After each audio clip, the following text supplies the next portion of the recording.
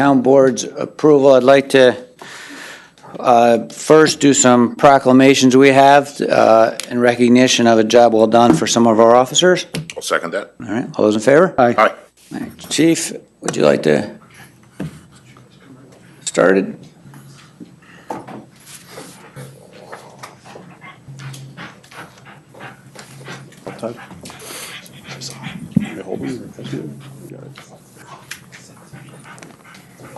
On October 8th, 2014, at approximately 8:30 a.m., Town of Poughkeepsie Police Department received notifications concerning a bank robbery that had just occurred in the town of Hyde Park.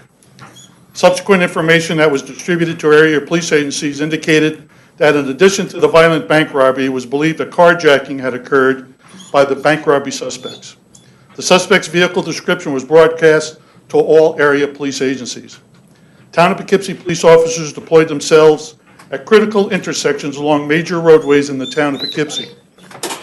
Police Sergeant Craig Mizell was on Route 9 on the South Road in the vicinity of the Hudson Plaza when he observed the suspect's vehicle and suspect movements. Sergeant Mizell calmly followed established departmental guidelines and reported his observation and began to organize a tactical response plan to intercept the suspects in their vehicle. Assisted by Police Officer Vanya Miklik and his canine partner Reagan, Police Officer Robert Taylor, and Police Officer Stephen Leung, a felony car stop was initiated. 3 violent felony suspects were immediately taken into custody without incident. It was the actions of these officers that prevented a foot pursuit, a vehicle pursuit, or a deadly force encounter. The 3 suspects, seeing the force and the plan that was in place, subsequently surrendered to the officers on the scene. I'll turn it over to Supervisor Tancredi.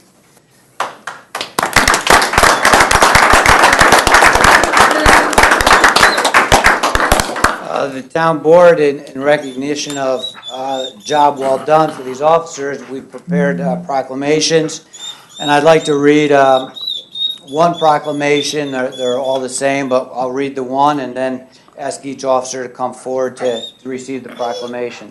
Proclamation states, whereas the town board of the town of Poughkeepsie, on behalf of the town of Poughkeepsie and all residents of the town of Poughkeepsie, does hereby salute Sergeant Craig Mizell for his active role on October 8, 2014 in pursuit and apprehension of 3 alleged suspects following a felony bank robbery. And whereas Sergeant Mizell is a vital part of the town of Poughkeepsie Police Department, as reflected in his service and dedication to law enforcement, while safeguarding the rights and freedoms of those who enjoy and value the town of Poughkeepsie as a place to live, work, and visit.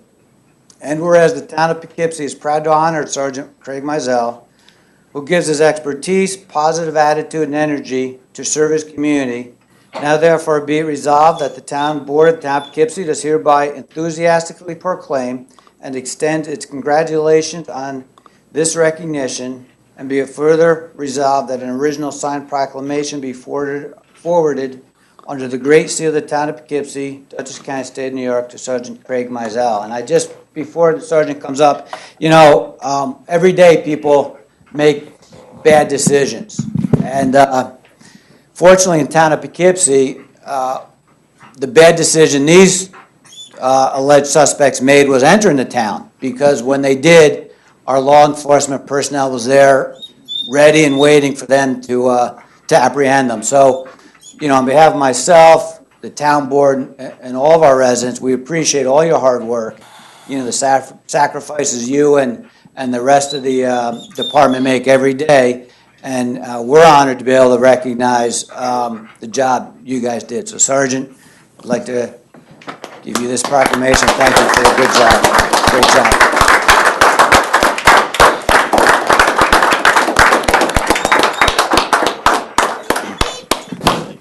Next up, we have Officer Robert Taylor. Congratulations. Keep it up.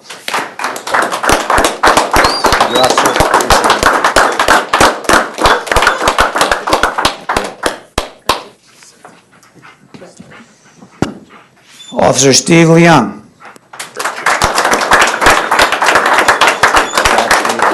How you doing?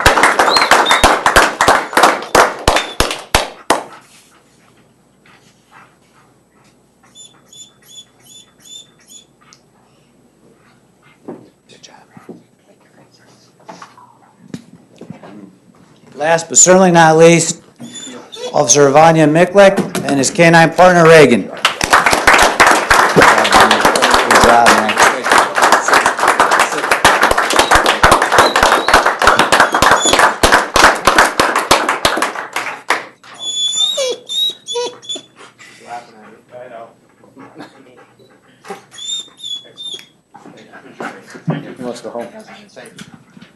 Thanks, guys. Thanks.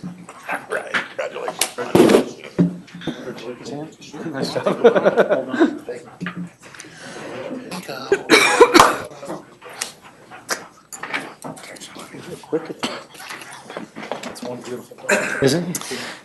Right. Now we'll move on to our no less important but not as enjoyable part of our meeting, the business. Make a motion to open public hearing number 1. This is the O'Neill Dutton Waterfront Housing Overlay District project. Second. All those in favor? Aye. Is there anyone here from the public who wishes to speak to this public hearing? We are going to have a presentation, so it's up to you whether you want to speak before it or after it. Doreen?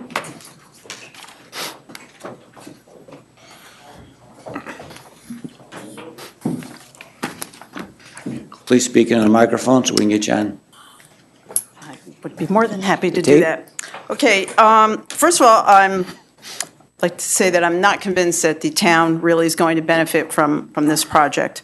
The amendment to the zoning specifically to allow multifamily development at this project site. They've been all over the place regarding this parkland. The very first time well, not maybe the very first time, but back in February 2012, Mr. Kaufman said the park cleanup would be funded through grants. Then in March of 2012, the environmental impact statement said they would request a waiver of the rec fees to clean up the land. Then in March of 2014, Mr. Kaufman said he wasn't aware that the waiver of rec fees was not a possibility, and that was in spite of being told very clearly by Councilman Safone back in June of 2012 that would not be a possibility. So I have concerns about the parkland. I also don't want to pay for it even through grants because that is taxpayer money. And as it is, they're getting $18 million in tax credits for this project. So I don't really personally want to spend any more money on this as a taxpayer.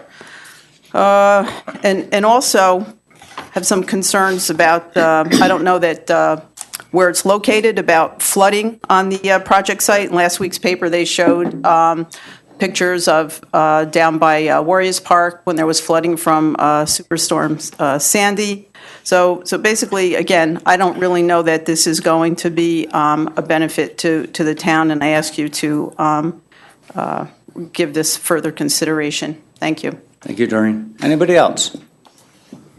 All right, seeing no one, I'd like to ask the representatives from O'Neill Dutton to come on up, and I know you have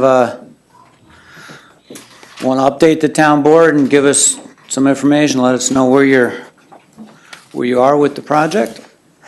What do we get, a new easel? Wow. Yeah. There's. Well, that's a nice one. Thank you for the donation. We appreciate that. I was going to say, how do we afford that? Good evening, members of the board. I'm attempting an electronic presentation as well, but I'm a little bit of an old dog, so you'll have to, I apologize in advance if I'm not able to do that. I did print out, and I've left copies for you Yes, we have of this those. presentation, so which highlights some of the project as well as the site plan itself. My name is Louis Kaufman. I'm here on behalf of the O'Neill Group Dutton, which is the owner and the developer of the site. We're requesting a rezoning of our property in conformance with the Waterfront Housing Overlay District, which was created in part because of our presentation a couple of years ago, and the town board created this district, which, if I misspeak, correct me, is now we're seeking to have it overlain on our site. just to briefly explain the process that we've been through, the city of Poughkeepsie, the council was the lead agency for the seeker on the project because at least 2/3 of the property and is within the city. And we went through all of the formalities of that review, and there were findings issues with regard to seeker on the entire project in 2012. We had informal meetings with Neil Wilson and John Weissman of the planning board here, as well as members of the representatives from the city since then, in order to get more input on the project that was presented in the FEIS. We have revised the plans in accordance with the requests of both the city and the town. There hasn't really been much changes at all in the town portion since the beginning, since seeker.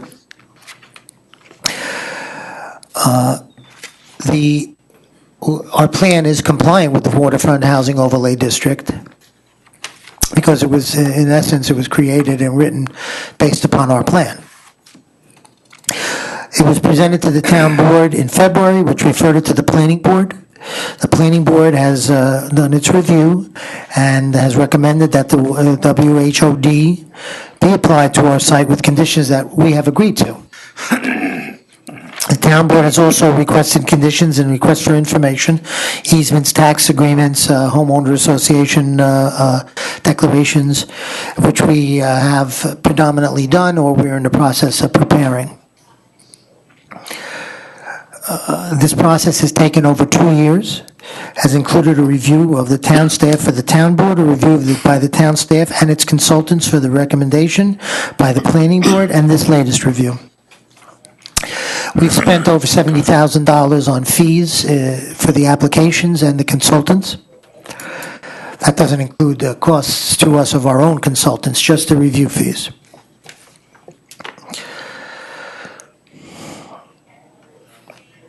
We've complied with every request that has been asked of from the planning board as well as the town board. It's engineers, the planners, the environmental consultants, fire district, and other involved parties. Some of the important points of this project are that there will be an emergency access to the Hudson River Rowing Association that we will provide from our site to the border of our site so that there can be access onto Hudson River Rowing Association in the event that their primary access is blocked. We will install it and we will maintain it. The property itself, the project itself, is going to be an upscale market rate housing fitting for a waterfront community, which is growing up along the Hudson River, and you will have one of those as well. There's no affordable housing component within the project at this point. There won't be. It's a brownfield, and we're currently remediated at our cost. We've already spent $5 million on that. There will be a public park. It will comply with the town's local waterfront revitalization program and its policies regarding waterfront access. There will be public access from Dutchess Avenue, so there's no need to go over any private property in order to get through this park. It will provide revenue to the town and the Fairview Fire District. And based on our experience, there will be minimal services necessary. The school will, it should not impact the school. We don't anticipate really any school children, but there will be very little impact on the services. There's going to be project amenities available to the residents, such as a pool, hot tub, fireplace, and TV with barbecue and seating. That's all in an outdoor amenities area. There's going to be interior amenities, such as a community room, theater, library, and other common area amenities, which all the residents, including the townhouses in the town, will have access to. There's also going to be rooftop areas which you can utilize when you're a resident. There's going to be a public greenway trail, which will be open to the public and accessible from a public space. just to go through the site plan for a minute, we have it up here. I also have a smaller version as a part of our presentation. The site plan within the town has changed very little, as I said. The city has had certain changes to it at the request of the city. There is a commercial space along Dutchess Avenue, about 13,800 square feet of it. As I said, as you can see along the lower area of the site plan, there is this the public park space. You can see at the near the northern boundary, because the property runs south to north, so from right to left, right being the south side and left being the north side, there is a line, and that would be the boundary between the town and the city, and the town only has townhouse buildings. Is there anything but townhouse buildings? Does the city have, The city has mid-rise buildings and townhouse buildings. so in other words, they have apartments and townhouse buildings? They have apartments and townhouse buildings, correct. And townhouses would be owner-occupied? Well, we haven't determined yet what the market will bear, so we're determining that. I have provided to Mr. Nelson a copy, and I forwarded to Mr. Wilson a copy of declarations for the homeowner association, which would really be a condominium association. So I prepared it. I haven't, it's a draft. I have to perfect it in order to present it to the state, but that is the bones of it. And I have provided it to your attorney. I can gladly provide it to members of the board as well. And in relation, you mind if I jump in and ask a No, question? go right ahead. In relation to some of the apartments, being apartments and then the rest townhomes, give us an idea of, do you hold apartment buildings other places in Dutchess County or in New York State? Give us an idea of what you own, what you have, what you currently manage. Right. Within your packet there, I have provided you 3 examples of some of the other projects we have completed. The most recent project we just opened in Rochelle Park, right by Paramus, New Jersey. It's 57 units of age-restricted housing. It's upscale market, similar to what we intend to present here, 4-story. It has amenities such as we've just described. We have opened it in September. We already have 30% rented. Is that Park Terrace? Is that what you That would said? be Park Terrace. That is our most recent product. An example of the product in this area is Dutchess Landing. That's 20 townhouse, semi-detached townhouses. It's 2 essentially townhouse units together, each one on a separate lot with a party wall in between. We built that and have owned that since 2008. So we hold on to our properties. We also have coming in Dutchess County a 47-unit project in Hyde Park, which we are about to begin. It's 38 townhouses and 9 single families. They're all on individual lots. We have thank you. We have I could have done that. You know what, I did. Thanks, Tim. Okay, sorry. They're all on lots, and there's a homeowner association document on file with the state. We're about to start it right now. It's right in Hyde Park.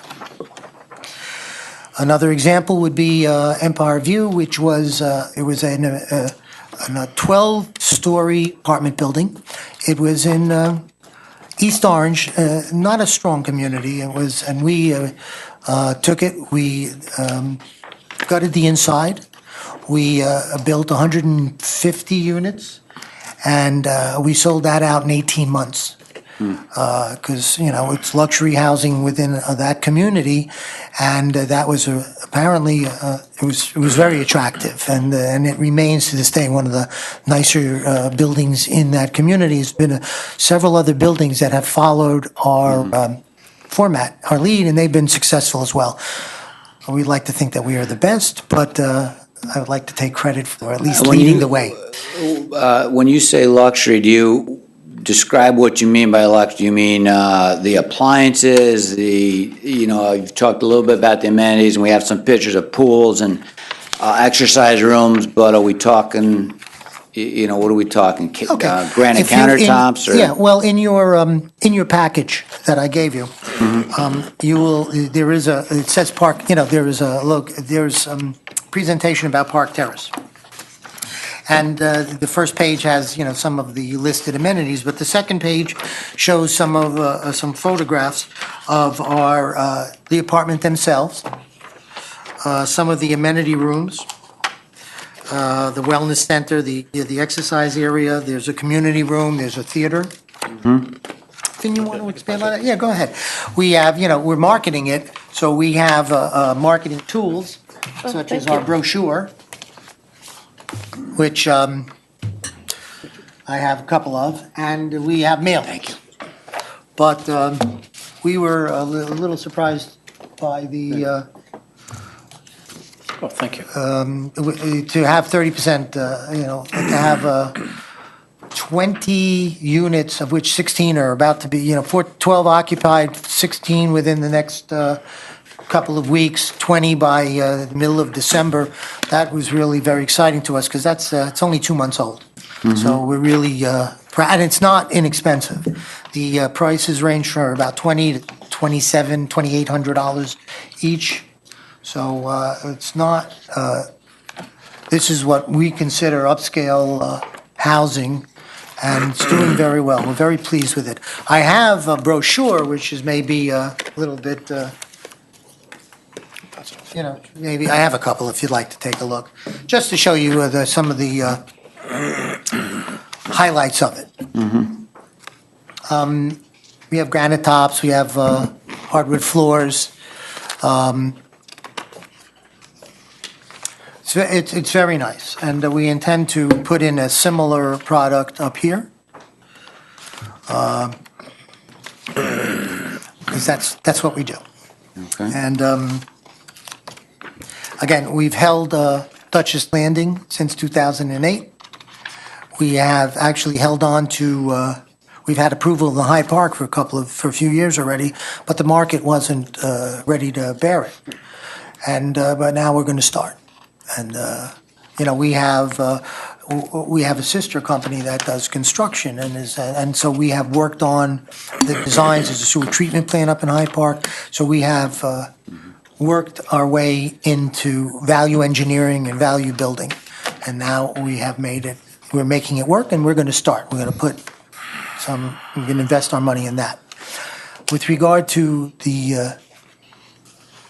this site, we have not financed it. It's solely owned by us, and we've invested our funds into the purchase and the brownfields cleanup, which is active and ongoing. We have sought nothing from anybody. The grant, which Ms. Tignanelli refers to, was a grant for design, and it was on behalf of the city of Poughkeepsie, and they still hold that grant, although it's 2.5 years old and they're about to run out on.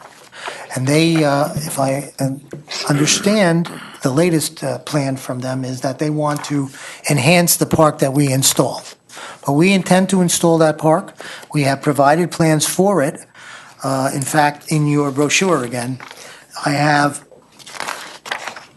a colored rendering of the park.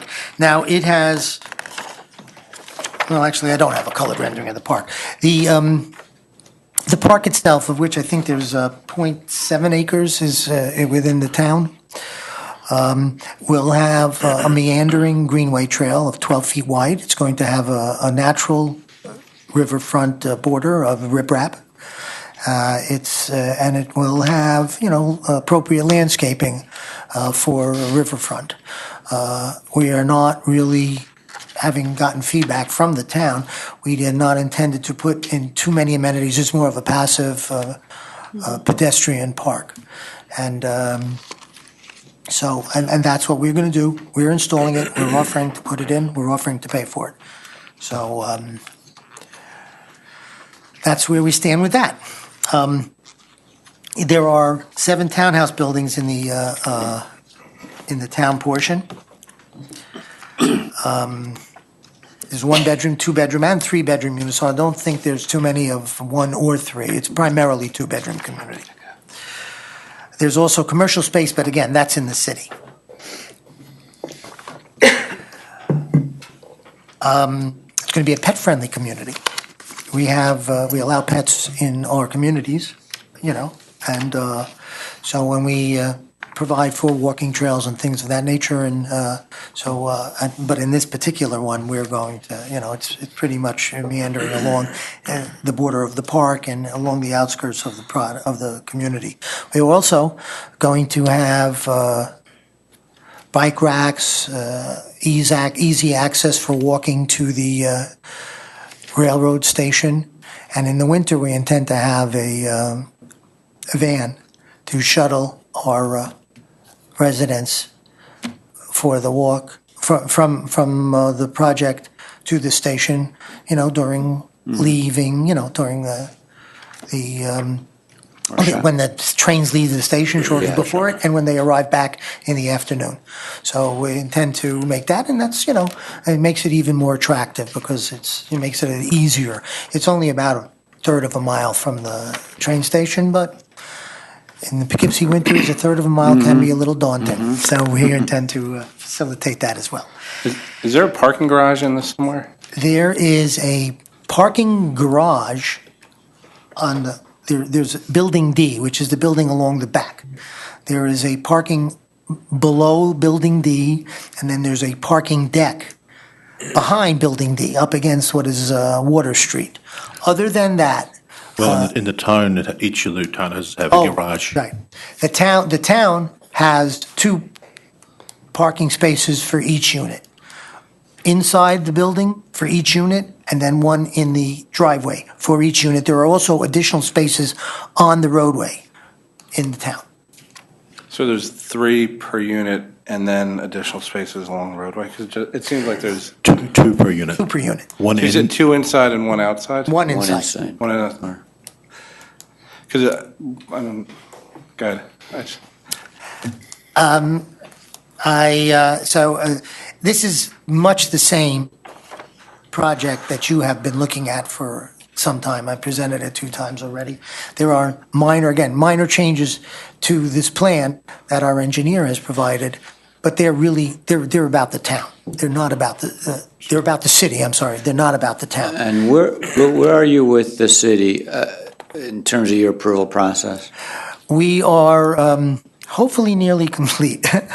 We have been receiving comments from the city. We have reacted to them, provided the revisions that we have. We are hopefully going to get an approval of the layouts and things of that nature at November 18th.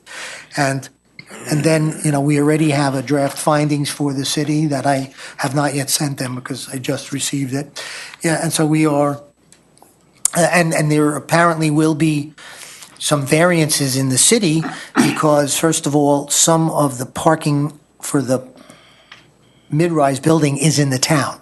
So if you have, the city is fully inclusive, I will need variances until I have the town parking. So right now, the town would have more parking than it needs. We also, because of that lot line between the city and the town, one of the buildings is technically close to the lot line, but it's not too close. So there are variances that are based upon city versus town. And the city wanted to be able to stand alone. So we are providing them with the information. There are no variances sought for the waterfront housing overlay district. We will need none. Sorry. So that the town parking regulations would only require 2 lots per 2-bedroom or 3-bedroom unit? Sure. Just, if you would, sir, use this microphone, there's a little on-off switch on that one. You just got to turn it on and give it a second. There you go. Yes. Andrew Featherston, Mazer Consulting. The Waterfront Housing Overlay District in the town requires 1.5 spaces per unit. So we have one, for each unit, we have one in the garage and one in the driveway. Then there's some additional visitor spaces scattered throughout the area on the main road over in this vicinity. So there's a little bit more than 1.5 per, there's a little bit more than 2 per unit, where Neil? 1.5 is required. Was that specifically put in there for this project, or is that what we have throughout the town and other? I could show you Is the, that consistent with, if it was the same type of project Yep. somewhere else in town, is that consistent with the parking requirements? It just seems like a lot of people and not a lot of places to park, which it's one of the things when you get to suburbia is you gotta drive if you wanna go anywhere. Yeah, the 1.5 parking spaces per unit is actually something we've used in the senior housing overlay district as well. So it's something that we've used elsewhere. But it's not, but in our, what, It's peculiar Without the to overlay, what the would- overlay district. without the overlay, what would the parking requirements? It just seems, 1.5 seems, What would Well, our, it's an industrial district, so I don't. no, well, for a residential district with, what it, what's the, Yeah, multi- what's I the was gonna say, parking? mul- It just doesn't seem like there's enough parking. There's a lot of housing, it just, I'm not prepared to answer the question. I haven't done that kind of a calculation. like ballpark, I mean, there's not like, for a 2-bedroom unit, you don't need X amount of. Well, actually, I Parking mean, for spots even or- like a single-family resident, we do it by dwelling, we don't do it by bedroom. For a single-family dwelling, we only require 2, no matter how many bedrooms there are. I'm just giving you a for instance. In this particular case, we've got, I think, what are these? These are set up as two bedrooms, 3-bedroom types of units. Well, it's 1s, 2s, and 3s, but it's primarily 2s. I believe Yeah, it's but 50. what they end up, and they're referencing the 1.5 parking spaces, but they're actually providing more like 2 per unit, sort of the way that it works out. I mean, they're code compliant. No, I know, but like Right. if the code was written specifically for this project, you're in code compliant, but Right. that doesn't mean that it makes sense. My question is it consistent with other? We other- exceed the code. We exceed the it- code. The it code is, is 1.5, and No, I we're know, 2 no, I and know, change. but I Again, just. with reference to like the River Point project, which No, just if you're building a residential multifamily and you build a 2-bedroom, you have a 2-bedroom apartment, how many spaces go along with that? 1.5? I think it would be 2 per unit, so. 2 per unit? They're in that ballpark, Okay. yeah. Just because if you build it, it would make sense to have enough parking, so it just, if you have to put another layer on the parking deck, it just, when there's not enough parking, it's a nightmare. I mean, that's, living in a city, you're used to that. Living in suburbia, you generally have places to park your car. this is that section of the code, the Waterfront Housing Overlay District, and No, I believe that it's in there because that, again, Scaffold is Yeah. written for this project. that's where it shows 1.5, but we do have 2. 1 in each garage, 1 in each driveway, and then some ancillary spaces for So if they have visitors, they got to take the shuttle van. No, there's spaces Parking the along visitor. there's spaces on the roadway If, for you- them. do you have this project, what's your plan in terms of construction if you get all your approvals? I mean, do you have it phased? You're going to do the city piece first? What's your thought on construction? We have a phasing plan. Can I take you through it? Yeah, I'd love, that's basically what I'm looking for. Boy Scout, we were prepared. Read my mind. You want this, or you don't need it? No, I'm good. No, okay. Phase Shoot it at a 1. plane, right. First, I'm the civil engineer for the project. The utilities, water, sewer, drainage, electricity, cable television, telephone, gas service is all going to come from the city. Everything is in Dutchess Avenue. There is no public road associated with the portion that's in the town. North Water Street becomes a private road at about this location, servicing Hudson River Rowing Association and also some facilities for the railroad, for Conrail. But the phasing is, we've got to do the middle of the site first because, and we have an access, an access to the site proposed up to North Water Street.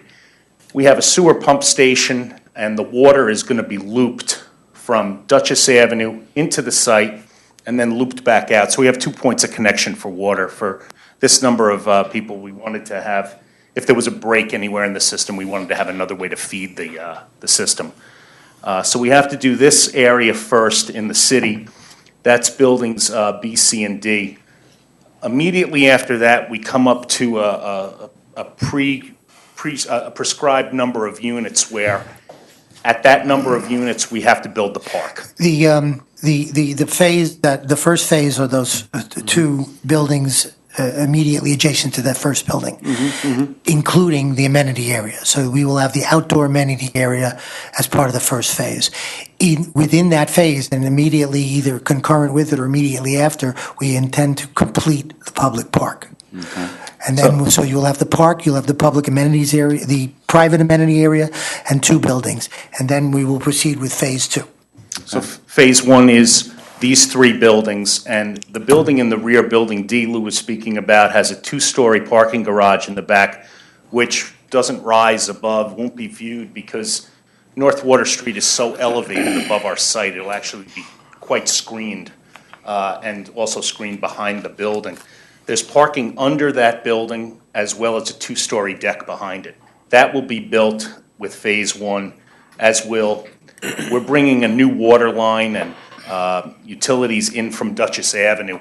The city engineer referred to the utilities that are in the road as vintage. It's quite the site's been around for a while. So we're going to bring new water all the way in, loop it, come back out and tap it into a new water main that was built when they relocated Hoffman Street Bridge. So that's phase one. Phase two is the park from the city right on through into the town. It's approximately 1,400 feet long. Lou gave you some idea of the amenities. Riprap and planted shoreline. We've been working with Scenic Hudson, of course, they're involved. They're the interested agency under seeker. 12-foot wide walking path from end to end. Phase two. And who's going to maintain that walking path? You guys? We are going to dedicate it to the town and the city. No, we don't want it. I thought we Don't want it. I thought we Said we didn't want it. There is a proposal that the town would assign or transfer its right to that park over to the city, and the city has indicated its interest in taking it over. The city's willing to maintain it, Right. that's fine with us, but yeah, we don't have anything down in that area, so we don't want to have the maintenance of it. And I know it's just primarily a walking path with maybe some ornamental grasses and things like that in different areas, but the city would have to maintain that. Right. So one is these three buildings and our utility hookups. Phase two would be the park.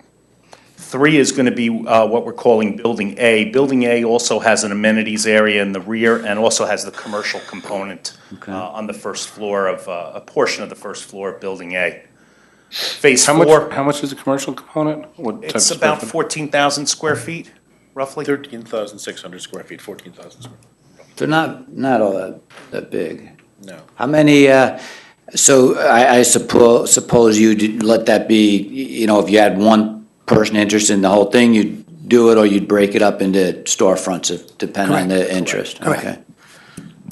Phase. We anticipate that there'll be some interest in possibly a restaurant, maybe some architects' offices, or, it'll have wonderful vistas and easy access. Most of the architects we know prefer to be in the town, but, that's all right. Except for ours. No, I'm just kidding around. Service the community. Yeah, I understand. Phase four takes us into the town, constructs the portion that's in the town, the 7 townhouse buildings. And phase five does 2 mid-rise buildings in the city and 2 townhomes that are in the city. What's the total years for the complete build-out? What's an estimation? 4, Oh, yeah? possibly 5, depending on the absorption. All right. So, explain, when I think of a townhouse, it's not a 4-story apartment building type of thing. Explain to me what, I mean, it, Michael, you want Michael, you want to? The difference? right? I mean, when you think of a townhouse. That's some point. A 4, Points. Town hall. but there's some triplex units, but, I mean, These buildings are actually on the first floor for the most part. It's a garage that are rear entries. So you can see the way they're configured, that the front it looks like any row house that you would see. The garage is in the rear, so there's auto courts behind the buildings themselves. So So it actually lends it very nice. The three other stories, you will have a configuration of a townhouse unit, and these are really towns over ones. So in other words, they're townhouse 2-floor over 1 floor. So what happens is it's a multifamily building. It's a townhouse isn't it, product. to me, a townhouse, you kind of own your piece up and you're connected to somebody else. Right. An apartment building, you may own You're on. 1 or 2 Right. floors, and if you have someone above or below you. Yeah, that's- this is something you probably have never seen in this area. Yeah, one of the features that would differentiate between An the apartment building, a townhouse dressed up as an apartment building? mid-rises and the townhouses are that, for one thing, the townhouses have their own garage, and they also have their own entrances. When you enter from the street, you will enter only into your home. So that is how you access. Whereas on the mid-rises, you have a common entrance with common hallways and elevators and things of that nature. So, but the most distinct part is once you go through the door of your townhouse, you're in your unit. That's right. You're in your unit. Yeah, this product is actually nationally called like a stacked townhome. And that, again, we've never seen this sort of product in this area. I believe have never seen it. But Hudson Point, isn't that a similar design? Yeah, Hudson Point is similar. They are actually very narrow units. and Right, they go but 4 they're. stories. Yeah, 4 Yeah. stories, but they're townhomes, Very- garages in the back. Yeah. How do you see your units comparing Very to close to Hudson the Point as far as the type of development, level of development? Ours are nicer. So, I mean, I think that the variation in the architecture and actually the direct access to the river, Hudson Point, for the most part, you're over what will be a retail area down below it. So here, you're going to have a product that's going to be directly on the river. It has higher levels of materials such as brick and hardy plank, where that is all one type of siding. It's a gray siding, and you're going to have a nicer feel to this development by far than Hudson Point. How do we know that, though, based on, the picture versus the build-out? How do we know that? Yeah, well, we do have renderings. If you'll let us build it, you'll see. No, Trust but you? There are renderings that you see in your packets that show the brick facades and things of that nature. Brick is a higher level material, certainly, than the siding. You have variations and things of that nature. And to be quite honest with you, I think you have a pretty good architect telling you that it's a pretty nice product. They don't always listen to the professionals. I know. Mike, where are they They go standing wrong, in but- reference to the floodplain? I'm sorry, John? How high up are they in reference to the floodplain? Because it seems like it's Yeah. pretty ground level. Let Andrew in, because he's a civil. He's better than me at this. Okay. I'm a professional engineer, but also a certified floodplain manager. And the floodplain in the Hudson River in this vicinity is elevation 8. The 100-year is the 500-year is 9.7. The mapping was just done, I think, in 2012, redone by FEMA. When we had the surge from Sandy. Sandy prevented the water to drain out of the river. It essentially, it was pushing water up the river and wouldn't let the river drain.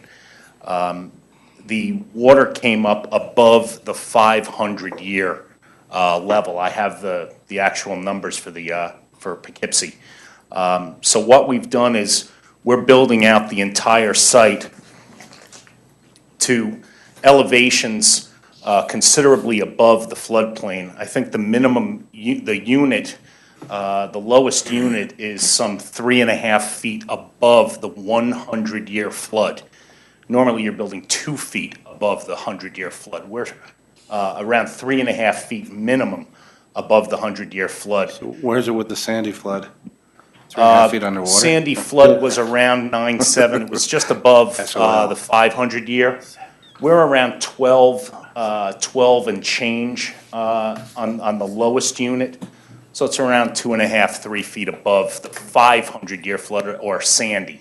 That's what Sandy was, a 500-year? It was around that, yeah, yeah. So the 500-year flood is about the same as a 100-year floodplain? No, the 100-year floodplain is elevation 8. The 500-year is like 9.7. I have it on the plans. I thought you said that you're about 3 feet above the 100-year and 2.5 feet above. We're about the 500. 3.5 feet above the 100-year.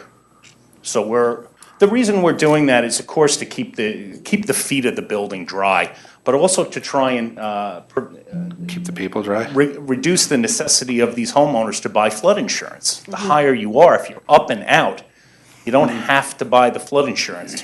So we're trying to eliminate that cost. Certainly keep the building safe and dry. So that was our goal. The Brownfields program required that the applicant fill a major portion of the site anyway. We're bringing it up slightly higher to bring it above flood stage. Where is the cleanup at this point? Like what stage or where you, like? We're approaching completion on the main site. We have basically done all the fill, and now it's the vegetational layer we're putting on there, in the last 6 inches. We just replaced the culvert for Kidney Creek. All of the hot spots have been removed. All of the export that was necessary pursuant to our plan is gone, to the appropriate And places. is that under DEC supervision, EPA, Yes, it is. what? Yes. DEC, yeah. DEC? DEC approved plan, DEC observation. And there was no state funding to do that? No. Really? You'd think there would be. There is a Yeah, tax you credit would, wouldn't you? program. We'll look at, There is a tax credit program, but that depends on what you build there later on. There's no upfront funding for it. It's a big risk on our part. anything else from the board? My feeling, I said it early in the process, was, I think there should be more commercial up there because, I think there's too much residential, but I think there should be more commercial. There's not really a lot of commercial access to the river, the river in the town of Poughkeepsie. I think it would be nice, and I think it would be a better project with more commercial up there. The 14,000 square feet is not a lot. How many total units are you looking for between town and city? 384. 300 are in the city and 84 in the town. That's a lot of units, a lot of people. If it's successful, the commercial, I think, would fit in nicely. Well, I that was much debated throughout the process. Any studies or research we did said that, it was limited value for retail. The original proposal was 8,000 square feet, and so we increased that. We didn't want to overbuild something that we can't utilize. But my concern is that the density is high. The other thing is we didn't want to take away from existing merchants within the town and city. Over there, Waterfront has you go to Newburgh, you go to Cold Spring, Waterfront sort of has a different, not clientele or group, but, different customers, so I don't think anything built on the waterfront in this location would pull away from really too much in the city or the town. Definitely not, I don't think, in the town, and not really in the city, because they're limited there to begin with. If I could just one more time, with your particular code, the waterfront housing overlay district is done to allow residential development. It doesn't mention commercial. Yeah, I know, but we also, we changed the density. We changed the code regarding the density. We could change the code regarding the commercial. So to say we don't allow it, we didn't allow, 28 units per acre either. So. Which was contemplated, which was the board was aware of to begin with, before we went through the process. Anything else from board members? I think what we're gonna, if everyone's in agreement, close the public hearing tonight, and then adjourn a decision until the 19th. Why don't we? You want Public. It's up to, we can do that too. You want to adjourn the public hearing to the 19th, and That would be my preference. you want to make a motion? I'd make a motion to adjourn the public hearing to November 19th. I'll second. We have a motion and a second. Any discussion? All those in favor? Aye. Opposed? Motion passes 6-0. So we'll consider what you've given us and come back on the 19th and hopefully have a decision for you. The other thing I just want, while you're here, direct fee. I think with this much housing, I think the rec fee is an important piece of it, and there had been sort of discussions before. We believe that rec fee is necessary and makes sense. I just want to kind of hear from you that your intention would be to comply with that and pay the rec fee versus coming back later on and asking us for the rec some sort of fee waiver. is usually in lieu of providing public space, and that's specifically what its purpose is. And we are going to provide a public park. The bulk of the amenities are in the city of Poughkeepsie, and the public park is something that this board has said we don't want to take that as a town. That's more of a problem than a benefit for the town as a whole. That's true, but it's. Mr. Kaufman, we've been clear since day one, we're not waiving the rec fees, and we really don't care about the park, to be honest with you. It's nice that you want to put it there. And I guess I kind of want some sort of answer. I just want to hear from you something more of a.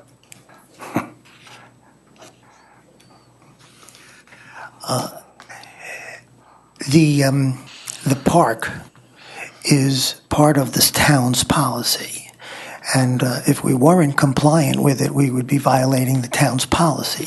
But the town's code also didn't allow 28 units per acre, and We can change that, whatever policy we've put in place, we can change. So, you understand the town board's position. I know Councilman Safon had expressed it previously. We don't necessarily have to debate it tonight, but I think it's pretty clear, what the town's going to be looking for. So you'll need to give us something. And I don't really want this assurance. board to make a decision one way or the other and leave that floating, honestly. I mean, I want things, I'd love to see a nice project get built there, and what you say you're going to build, you build, and what you say you're going to do, you do. And that's why I say I don't like leaving things just floating, because down the road, we come back and all of a sudden we're fighting over something that should have been resolved on the front end. How's the code written, Neil? At the end of the day, park, typically, in most cases, the planning board gets to make the decision between whether we accept the rec fee or the parkland. Is this set up the same? But you could also do a developer's agreement, correct?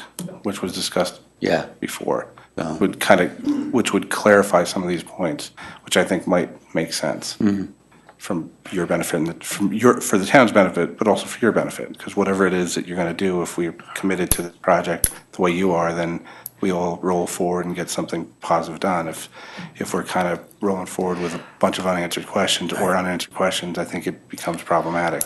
Right. The one question I would have for the board is that due to the fact that the recreation fee is in lieu of public space, and we are going to provide public space, is there some rec fee that would be appropriate that might contemplate our public space contribution? Here's my thing. A 12-foot wide walking path on the town section of that property is not a lot of public space, given the overall residential density count. If you took 80 units of people or 84 units of people and poured them out onto that 12-foot little walking space on the town section of it, there wouldn't be much But it's not only a 12-foot walking space. It's surrounded by landscaping and park space. Anyway, the reason I raised, I would like that issue to be resolved on the front end, not on the back end. That's the reason why you raised it, because it's been raised by the councilman from the ward a couple times, and there's been sort of non-answers, so I don't really want a non-answer before this board. Yeah, I think it's agreed on by most board members. We have tons of parks in the town, and tons of parks that need a lot of help. Piece of grass, I hate to say it, along the river isn't the biggest answer to what we need. I understand what you're saying in lieu of. If that's the case, take it out and leave the city at their peace. I mean, I'd rather have the rec fee, because we need help in our parks to begin with, and to put something like that in there where you may not have a lot of children, but to have something besides just a walking space, I think we need more than that to offer up. I agree. Now, the board, in the board's defense, is they've been pretty consistent with this position on all the projects that have come before us. There's been a number of bigger projects of late, and they've been pretty consistent that, we're not looking for more, as Councilman Bailey just said, more parkland. We've got 21 parks spread out throughout the town. In years past, that's what the town boards are doing. They're accepting parks instead of the rec fee. Now we've got all these pocket parks and of various sizes. The board's been pretty consistent with you, as well as other developers that have been before us that, we aren't looking to waive rec fees. We certainly don't want to start that. In all honesty, I don't think that little strip of land on the town side of it is adequate recreation land for even the residents there. And it's land that most town residents would not actually be able to really be using, because without any commercial component, unless you're living there or visiting there, you're not really going to be there. So that's why I say I think that issue should be cleared up on the front end. That's just. Mr. Tancredi? Yes, sir. Before you move off of this, did somebody give a date for the adjourned public? November 19th. 19th of November, 19th we of said. November. Thank you.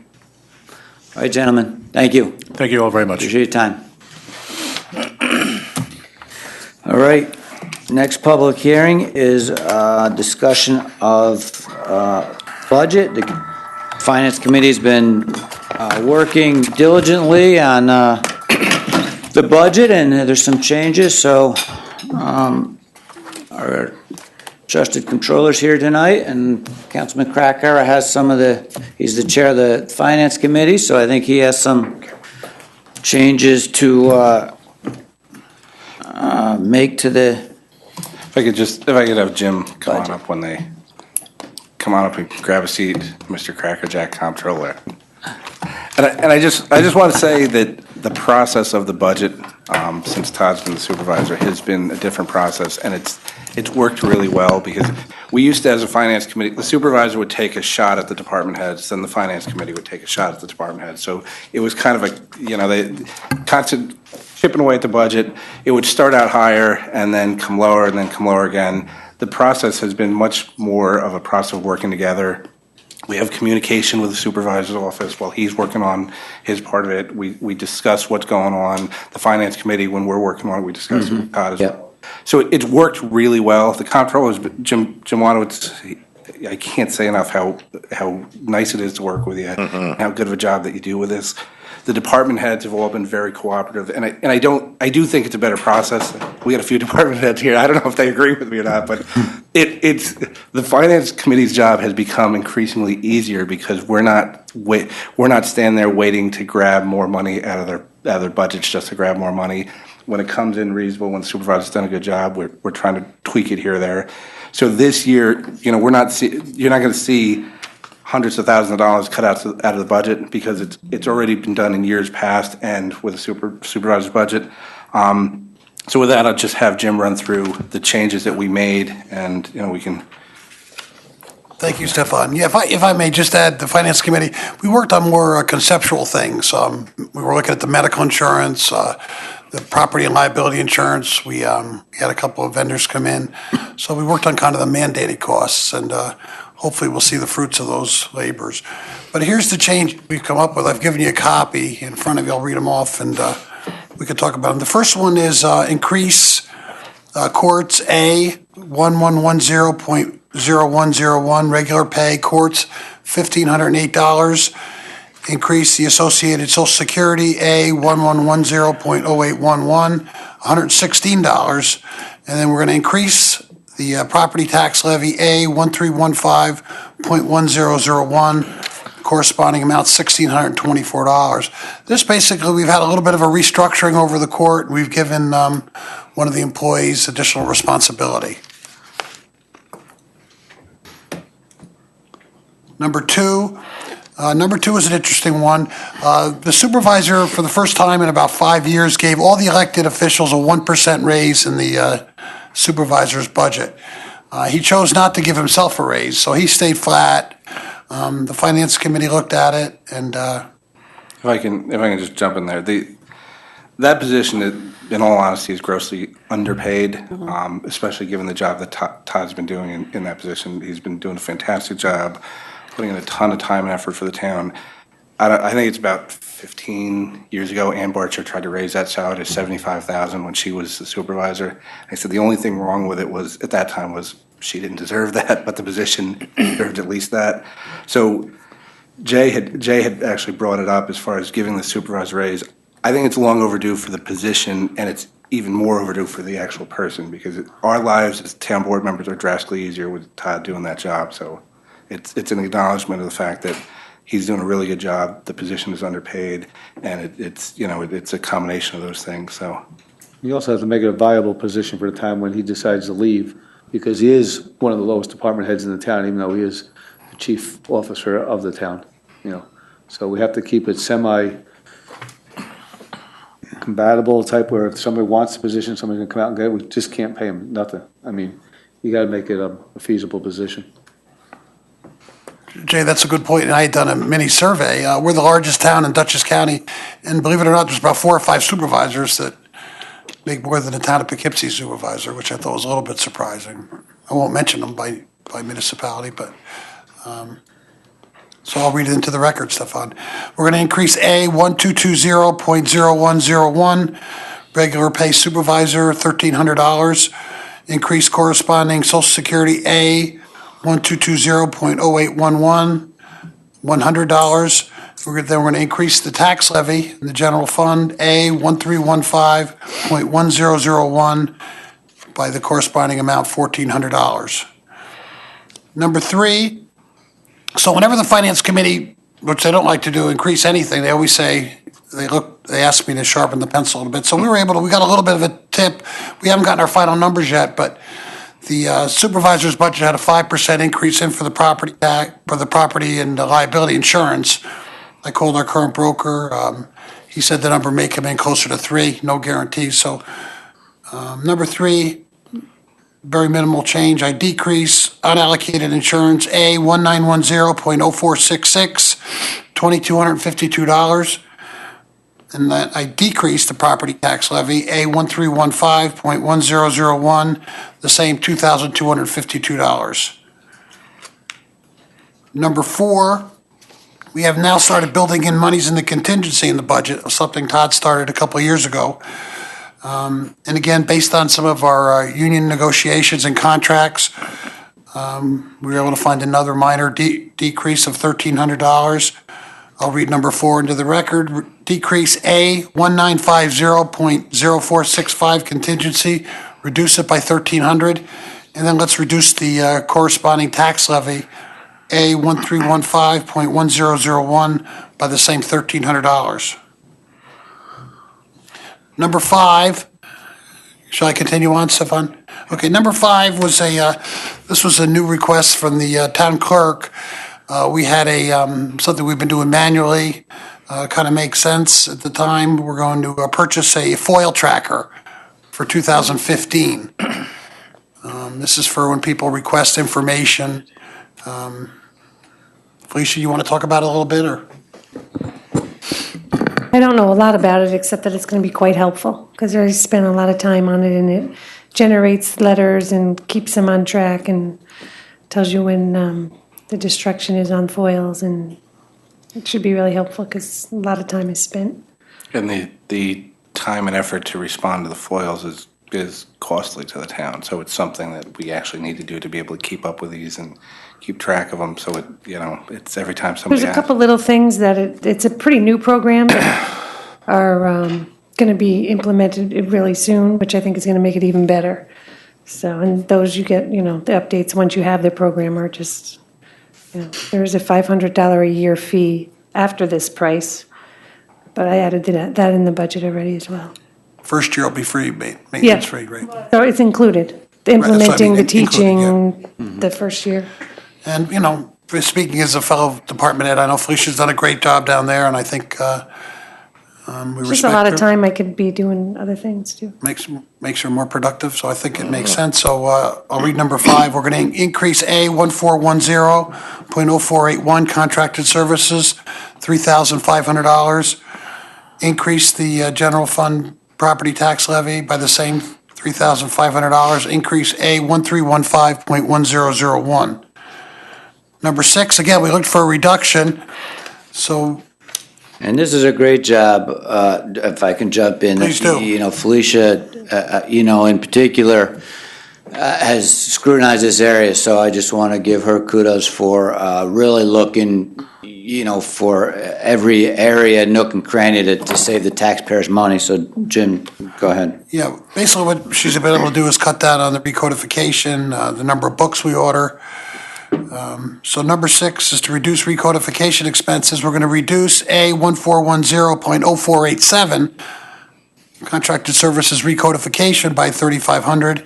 And then we're going to decrease a corresponding amount in the tax levy, A 1315.1001, reduce the general fund tax levy by the same $3,500. So the net impact to the general fund is a reduction of about a little bit less than $600. To update our numbers, that brings our the tax levy impact, the increase from the 2015 tax levy from 2014 drops a smidgen to 1.977%. That's what people are going to see on their tax bill, 1.977%. In regards to the comptroller's 2% tax cap, that revolves around the 10 levies you as a board control, from the large ones to the small one at the Carriage Hill Bridge, which is a small one. So, and that number is under 1.325%, and that's before we bring forward our carry forward. So all the residents of the town of Poughkeepsie, Todd, are going to benefit from that. And I know next year is going to be another tough year. You know, next year we have to look back, correct? I believe so. What is the state looking for us to do? I'm not positive, Stefan, I haven't gotten that far, but I think they're looking for an actual reduction of some sort.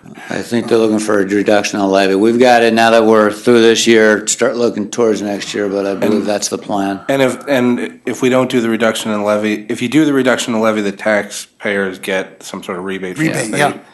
And I mean, it's getting tougher and tougher to pay the bills and work of the town. And that, the tax cap's a good thing because it reins everything in, but there's a downside to it in that you have to pave your roads, and that's expensive. You have to plow your roads, you have to police your communities, you have to deal with the planning and zoning and all the other issues that a town does. We don't have the ability, like higher levels of government, to reach into some other level of government's pocket and take their money, take their sales tax, take their whatever it may be. We actually just got to figure out a way to pay the bills.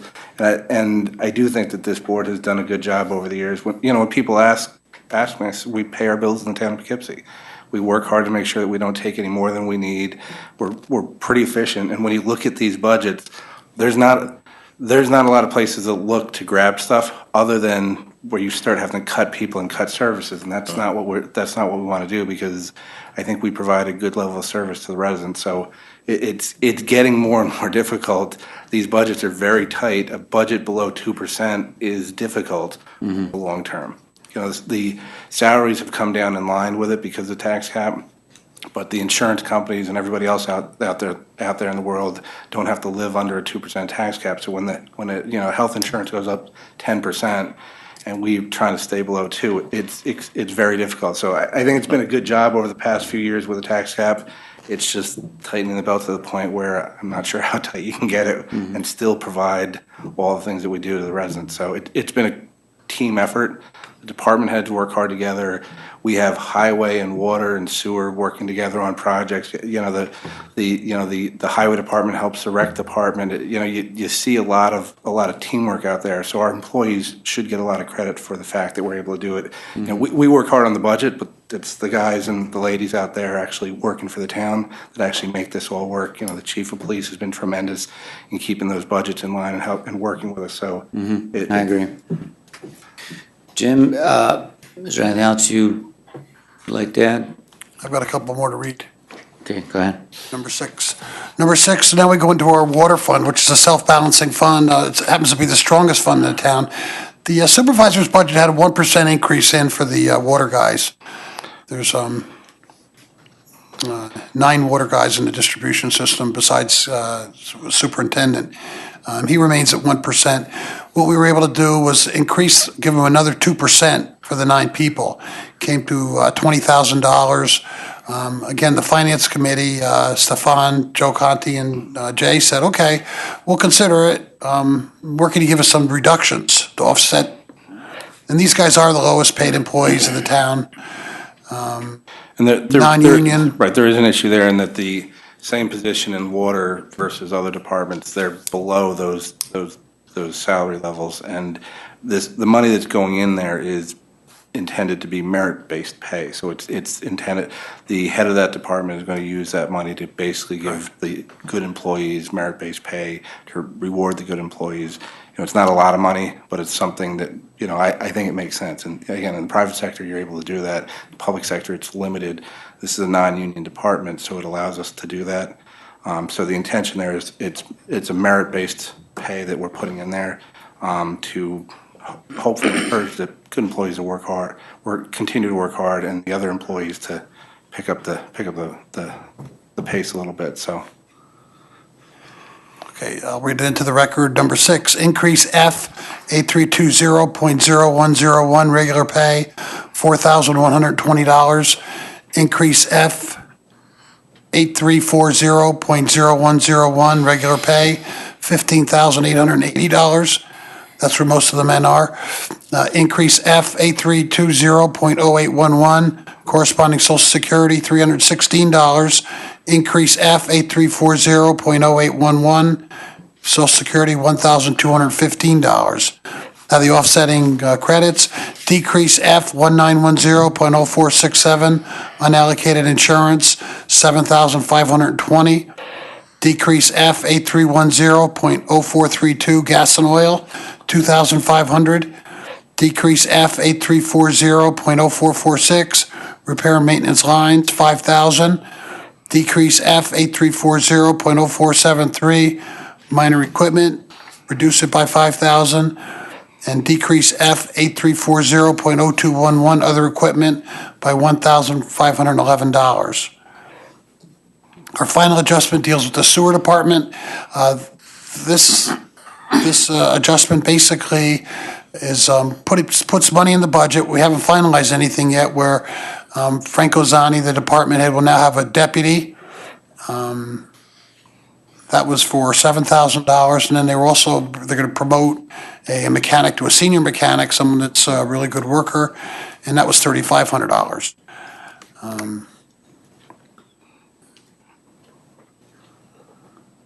To adjust sewer labor for 2 upgrades.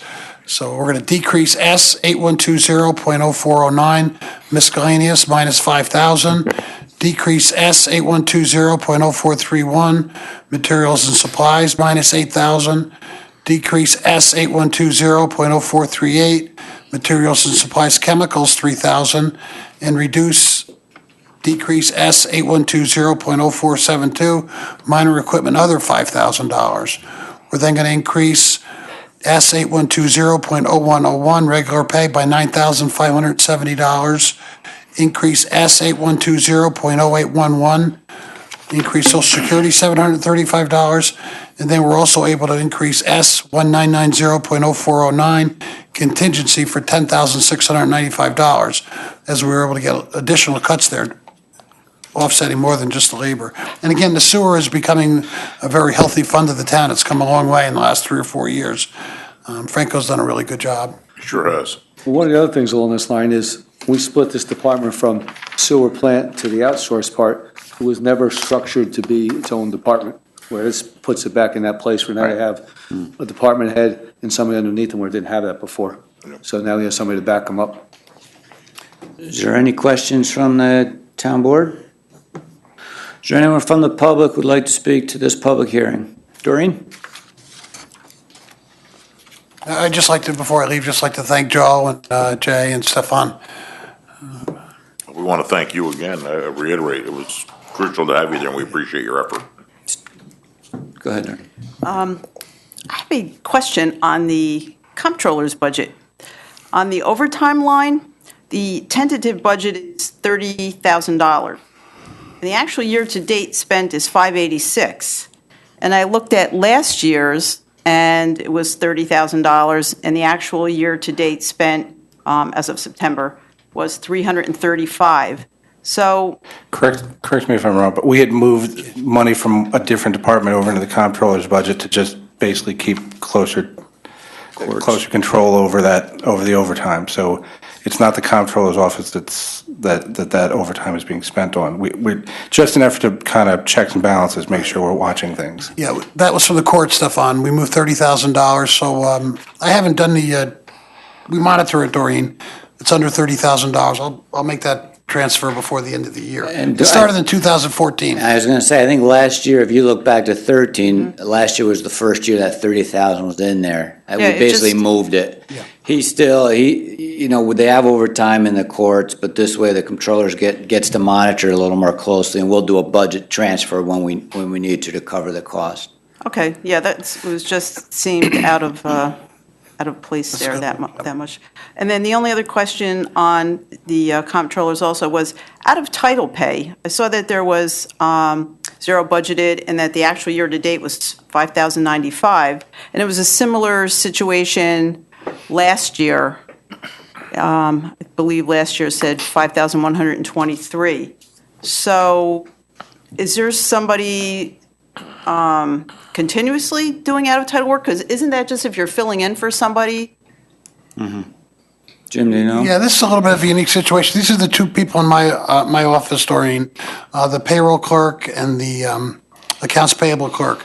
They're both in at grade 5. This goes back a couple of years. Chairman of the Personnel Committee and we sat down. We were trying to get this hammered out with the CSEA, that they were a grade below where they belonged. So I had their blessing. They're two excellent employees, and they've been getting a differential each pay period on more of a permanent basis. And right now, it's before the CSEA to get this thing completed, when we did the CSEA contract. They do work really hard. Yeah, it's just, I'm not questioning how hard they work. It's just, No. it was a line item that had zero budgeted, and yet there's consistently an amount in the $5,000 range. I mean, it's included in the budget. It's in the regular line. So in total, the budget's in sync. But you're right, it does show up on a different line by itself. But it is included in the bottom number there, the 47. So the overall budget, the total, Yeah, it's included in the It's in total the budget? budgeted number, yes. All right. Okay, thank you. Thank you. Shereen, anybody else? All right, seeing no one, I make a motion to close public hearing number 2. Second. All those in favor? Aye. Jay? Whereas the Town Board of Town of Poughkeepsie adopted its preliminary budget for the year 2015 on October 15, 2014, and whereas that the legal notice of public hearing was posted on October 23, 2014, and published in the Poughkeepsie Journal on October 28, 2014, and whereas a public hearing was held on November 5, 2014, 7 p.m., Town Hall, Town of Poughkeepsie, 1 Over Rocker Road, Poughkeepsie, New York. Now therefore, be resolved, the Town Board of Town of Poughkeepsie does hereby close the public hearing in regard to the adoption of preliminary budget as amended, adopts the budget modifications to the preliminary budget presented by the comptroller, and does adopt the preliminary budget as so modified as the town's 2015 budget. So moved. Second. Motion and a second, any discussion? All those in favor? Aye. Opposed? Motion passes 6-0. I'd like to make a motion to open public hearing number 3, repeal no-through traffic Lawson and Conklin Streets in New Hamburg.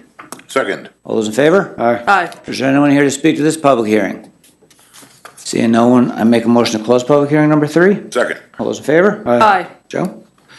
Be it enacted that the Town Board of the Town of Poughkeepsie pursuant to a public hearing held on the 5th day of November 2014 at 7 p.m. at the Town Hall, Town of Poughkeepsie, 1 Over Rocker Road, Poughkeepsie, New York, does hereby amend the Town Code Chapter 195 entitled Vehicles and Traffic, specifically Section 19563, Schedule 27, entitled No Through Traffic, which amendment is as follows. Repeal Section 195, Schedule 27, No Through Traffic, specifically the Conklin Street in New Hamburg. Location is westerly direction at Main Street until the completion of the Bridge Street Bridge repair. Lawson Street, New Hamburg, southerly direction at Reed Road until the completion of the Bridge Street Bridge repair. And be it further enacted that the Town Board of the Town of Poughkeepsie has determined that this action is a Type 2 action requiring no environmental review. And be it further enacted that the legal notice of public hearing was posted on October 17th, 2014, and published in the Poughkeepsie Journal on October 24th, 2014. And be it further enacted, said local law shall become effective immediately upon filing with the Secretary of State. So moved. Second. We have a motion and a second, any discussion? No, just that this finalizes basically the bridge repair done, completed. Bridge has been open. It's working fine. It's really cut down on the traffic into Hamburg quite a bit. Working good? And Good. they're having Want that. They're having a grand opening ceremony November 22nd on the new bridge. Look forward to that. Beautiful.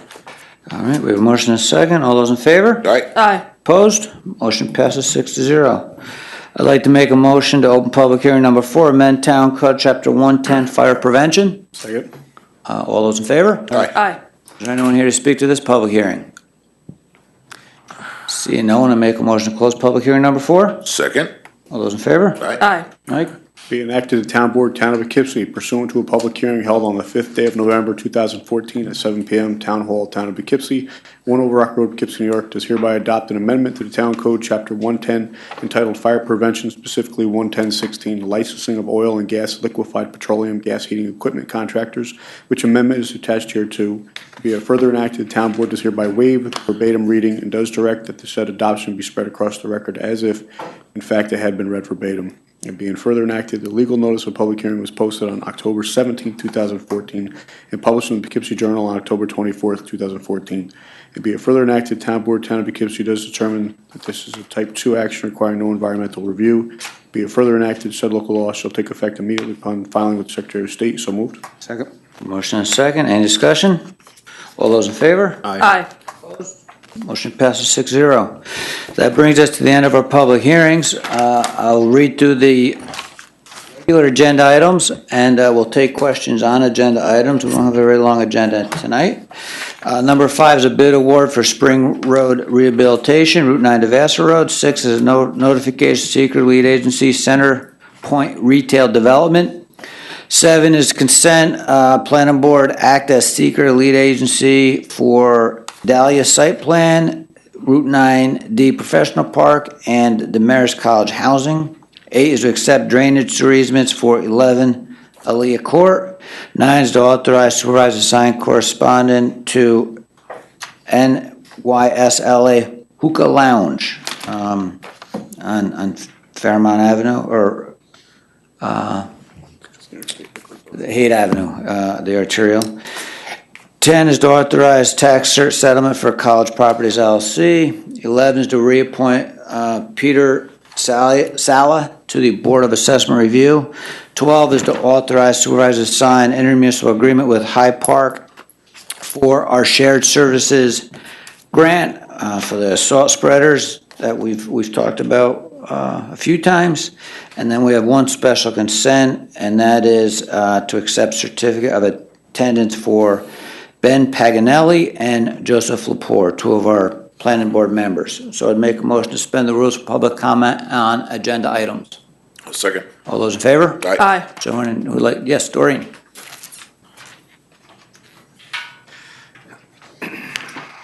So regarding agenda item number 7, consent for the planning board to act as the seeker lead agency for the Dahlia site plan, I just wanted to bring something up before you consent to that. I just want to bring something to your attention. When the Dahlia project was before the town board on September 10th, there were several questions, I know specifically from Councilman Krakauer about the wetland on the project site.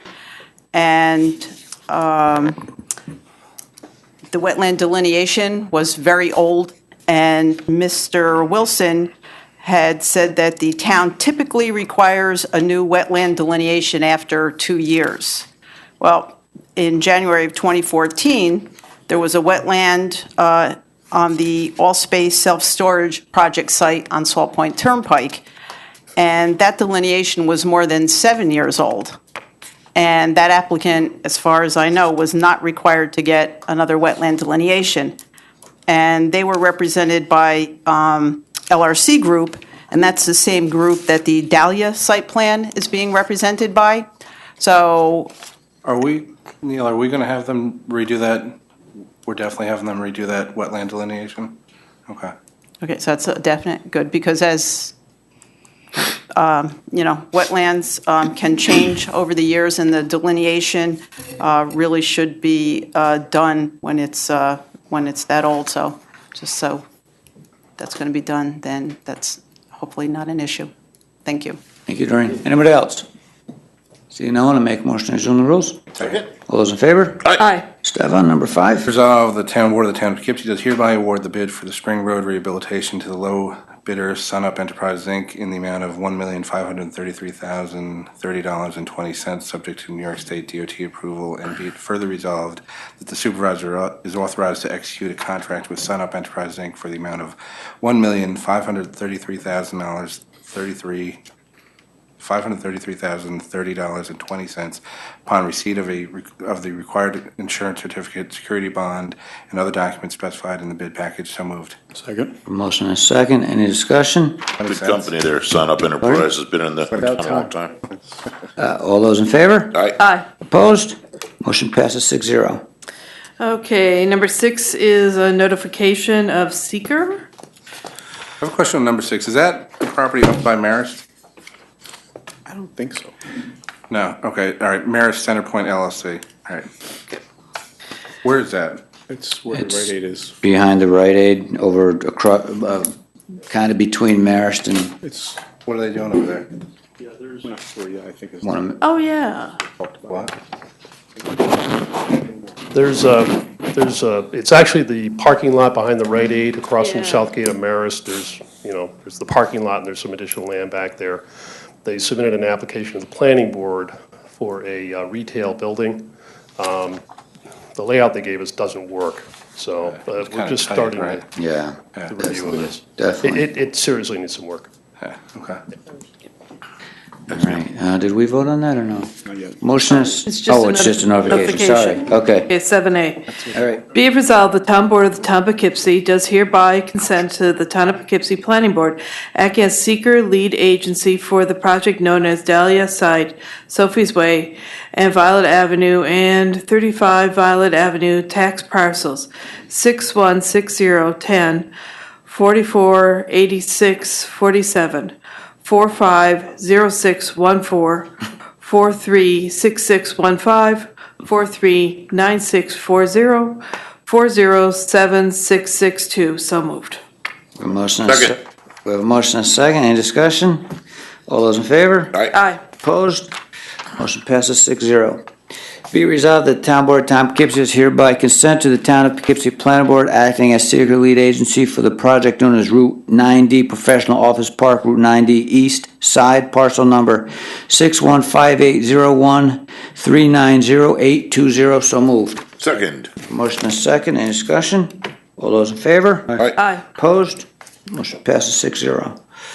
Be it resolved, the Town Board of Town of Poughkeepsie is hereby consent to the Town of Poughkeepsie Planning Board acting as a secret lead agency for a project known as Marist College North Campus Housing, 3399 and 3499 North Road, parcel number 6062-02-891912 and 873997. So moved. Second. Motion and second. Any discussion? All those in favor? Aye. Aye. Opposed? Motion passes 6-0. Be it resolved, the Town Board of the Town of Poughkeepsie does hereby accept the grant of drainage and sewer easement and right-of-way from Neshwatt Builders, which property is located at 11 Alia Court, Poughkeepsie, New York, to the Town of Poughkeepsie, copies of which are attached to, and be it further resolved that the Town Clerk is hereby authorized to record the easement and any supporting recording documents in the Dutchess County Clerk's office. So moved. Second. Motion is second. Any discussion? Mark, have we accepted this street yet or no? I don't think so. All right. All those in favor? Aye. Opposed? Motion passes 6-0. Was there a second on that? Yes. Yes. Okay. I don't know who, but Mike. but he did. Mike did. Yep. Be it resolved, Town Board, Town of Poughkeepsie is hereby authorized the supervisor to correspond on behalf of the Town of Poughkeepsie to the New York State Liquor Authority advising them of the application for a liquor license for Hookah Lounge, Haight Avenue, Poughkeepsie, New York, should not be authorized due to the fact that the Hookah Lounge is located in the Arlington, PC district, and taverns are prohibited therein. So moved. Motion is, anybody want to second that? Motion Thank you is very much. second. Oh, This came into the town, and basically the hookah lounge, is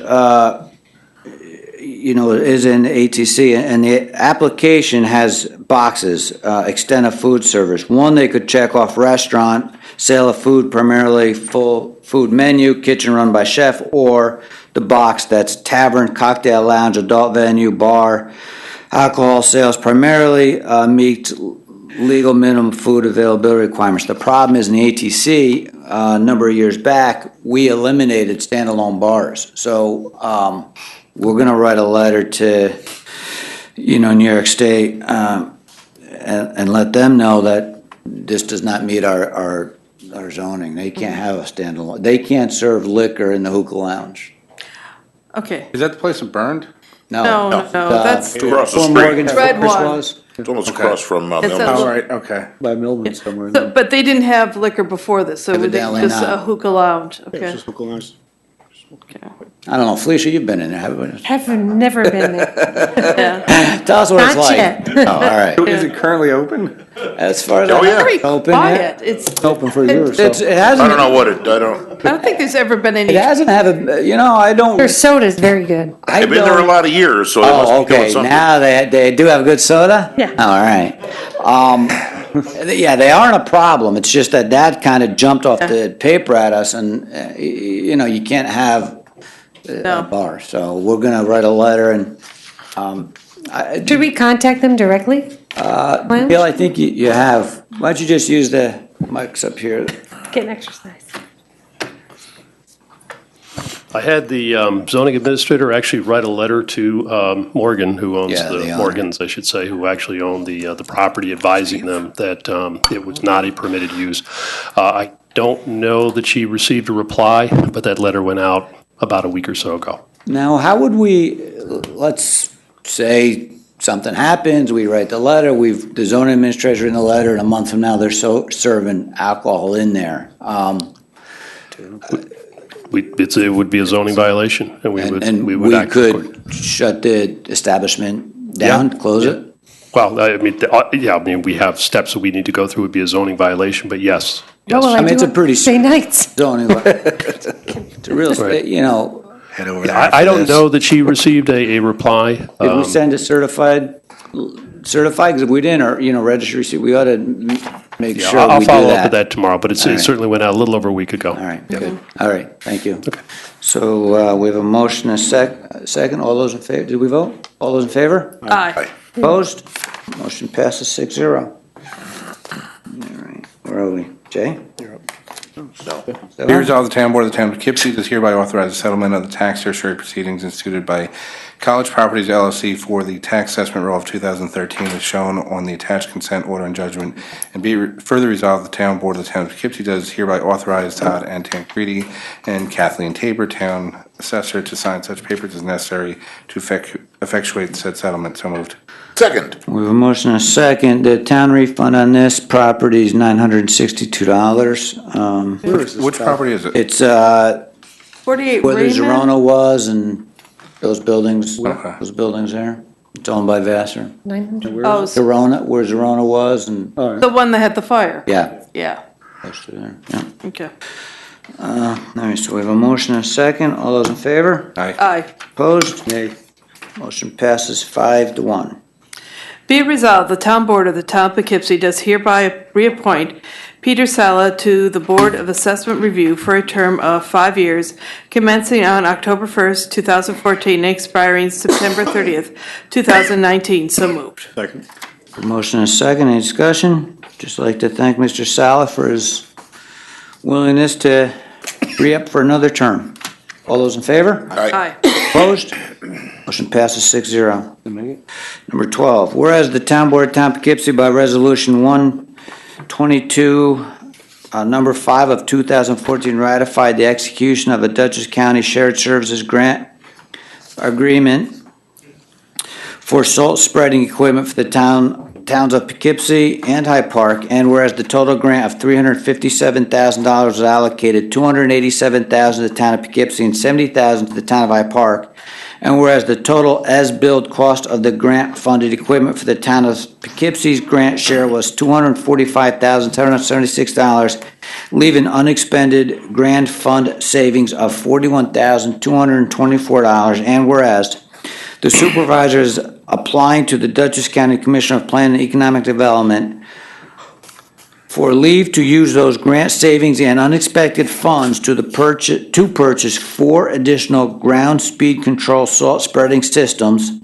$9,160 each times 4, which is $36,640, together with tarps, rollers, chains, and strobe lights for new town salt trucks at a cost of $4,584. And whereas a condition of the Dutchess County grant is that the towns enter into an intermunicipal agreement relating to the implementation of the grant, including a report regarding the outcomes achieved. Now therefore, be it resolved, the supervisor authorized to execute an intermunicipal agreement with the town of Hyde Park in substantially the form annexed hereto, and subject to the Dutchess County Commissioner's approval, the superintendent of highway is authorized to use the unexpended grant funds and savings to purchase the additional equipment detailed above at a cost not to exceed $41,224, and be it further resolved that these equipment purchases are type 2 actions under seeker requiring no environmental review.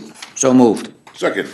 We have a motion and a second. Any discussion? Yeah, the only comment I wanted to make is that as we've moved through this, the amount that's going to be available to the town will be about $650 less as far as the unexpended funds. It just has to do with allocation between the town of Hyde Park and the town of Poughkeepsie. But other than that, this agreement is pretty much how it's going to go. And basically what happened was when we put this grant application in, we had estimated, I think, $7,000 for these pieces of equipment. And our highway superintendent, as many of our department heads does, scoured the, equipment available, and he got this equipment at a reduced price, less than what we had thought it was going to come in at. So we ended up having $40,000 left over in this grant. So similar with High Park, proportionally with what they had received. So we talked to the county and said to the county, look, if we buy additional salting related equipment, can we spend the rest of that money that you gave us in the grant? And they said yes, as long as it's a related use. So we're getting additional pieces of equipment for these trucks. And, we think these pieces are going to be big wins for the town in terms of savings on salt, which went up, I think, 17% for 2015. So we're hopefully going to save salt. We're going to save on time, our men running back and forth, filling the trucks. And, environmentally, it's going to be. You have 6 cookies, and if they take 6 cookies from you and give you back 3. Yeah, I hear you. That's Common Core. But that's it. Any questions? All right, we have a second? We have a motion and a second. All those in favor? Aye. Aye. Opposed? Motion passes 6-0. Resolved, the town board of the town of Poughkeepsie is hereby grants special consent to the following items to wit.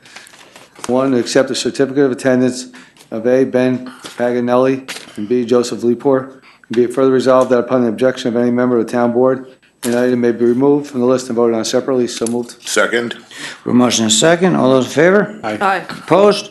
Motion passes 6-0. Be it resolved, the town board of the town of Poughkeepsie does hereby accept the certificate of attendance for Ben Paganelli from Dutchess County Planning Federation for a course entitled Economic Development in Your Community and How It Relates to Planning and Zoning, a copy of which is attached. So moved. Second. Motion and a second. All those in favor? Aye. Opposed? Motion passes 6-0. And that brings us to the end of. Nope, we got 1B, don't we? Did we have B? We have a B. We didn't get a B. All right. Be resolved, town board, town of Poughkeepsie is hereby accept the certificate of attendance for Joseph Lepore from the Dutchess County Planning Federation for a course entitled Economic Development in Your Community and How It Relates to Planning and Zoning, copy of which is attached. So moved. Second. We have a motion and a second. Any discussion? All those in favor? Aye. Opposed? Motion passes 6-0. And that brings us to the end of our agenda. That's her. I'd like to make a motion to suspend the rules for public comment on agenda item, or town issues. Whew. All those in favor? Aye. Does anyone here speak to town board? Doreen? Just one other thing about the Dutton project, when they said they did not get any money up front for the brownfield cleanup, the $18 million in tax credits that I had mentioned is specific to the cleanup of the brownfield on the site. So the only other thing I wanted to bring up was there was some tree removal in the first ward on Old Post Road, and I've talked to the supervisor and Councilman Baisley about it. And if there was any trees removed that were part of a site plan for the, I believe it's called River Point project. If there were trees removed that are in violation of that site plan, then Chapter 146-4 of Town Code, imposition and collection of fees, allows for that trees to be replaced in kind, and a payment of $500 per each tree improperly removed shall be paid to the town's open space fund. So while you're going through and looking at action to be taken on that, whether it's, erosion and sediment control violation or aquatic resource violation, please keep in mind that if they did remove trees inconsistent with the site plan for that project, that they can and I believe should be fined under Chapter 146-4. And I think me and Todd have both discussed it, Doreen. I think we're basically in agreement with what you're discussing because it wasn't done properly from the looks of things, and we're looking to see what we can do to resolve that it doesn't happen again because it wasn't done right, and I really don't think Daniel's project there, he really knew even what was going on at this point. The permit was taken out on another piece of property, and we're not really sure if he went over the line. It wasn't even a permit, it was just, Yeah, they weren't even, we'll see what we yeah, can do. we're working on it. Right, okay, thank you. Thanks, Doreen. Anybody else?